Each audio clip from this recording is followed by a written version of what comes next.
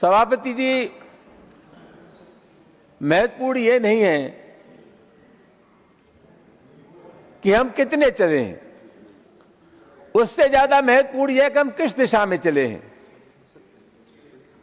किसी व्यक्ति को अगर अपनी मंजिल पता न हो, और मैं समझता हूं जहां तक इस बजट का सवाल है, बजट की दिशा होनी चाहिए कि वो बजट गांव की तरफ चला है, गरीब की तरफ चला है, जो बेबस और बेसहारा लोग हैं उनकी तरफ चला है। इस बजट की कोई दिशा आम आदमी की स्थिति में सुधार करने की नहीं है, जिसके चलते सभापति में महोदय मैं कह सकता हूं कि ये जन विरोधी बजट है। सबसे बड़ा सवाल तो यह है कि इस देश में और खासतौर से बजट में कृषि की उपेक्षा हुई है। सभापति महोदय, कृषि इनकी प्राथमिकता में शामिल नहीं है। अभी भी देश में सबसे अधिक रोजगार देने वाला क्षेत्र कृषि है। 1950 में सकल घरेलू उत्पाद में कृषि का योगदान था 56.5%, और आज ये घटकर के रह गया है 16-17%।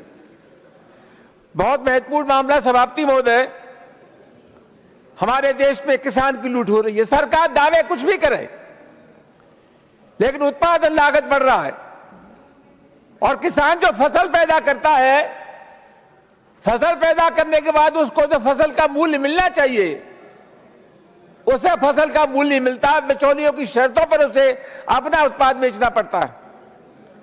तो किसान आज संकट में है। और मजेदार बात यह है सभापति महोदय कि नीति आयोग कहता है कि 10 वर्षों में किसान की आय में 126% की बढ़ोतरी हो गई। यह कौन सी गलतफहमी का शिकार है सभापति महोदय? अभी जो महाराष्ट्र से खबरें आई हैं, उन महाराष्ट्र की खबरों में पूर्वी महाराष्ट्र का जो यवतमाल जिला है, जनवरी महीने में उसमें 21 किसानों ने आत्महत्या की है। विदर्भ क्षेत्र में 10 जिलों में 1567 किसानों ने आत्महत्या की है।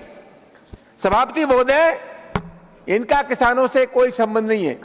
ये किसानों के कातिल हैं। और सही मानों में सभापति महोदय, निर्मला सीतारमण जी ने तो उस बजट को पढ़ा है। ये बजट सही मानों में प्रधानमंत्री नरेंद्र मोदी के दोस्त अडानी और अंबानी द्वारा तैयार किए हुआ बजट। देखिए, शर्माए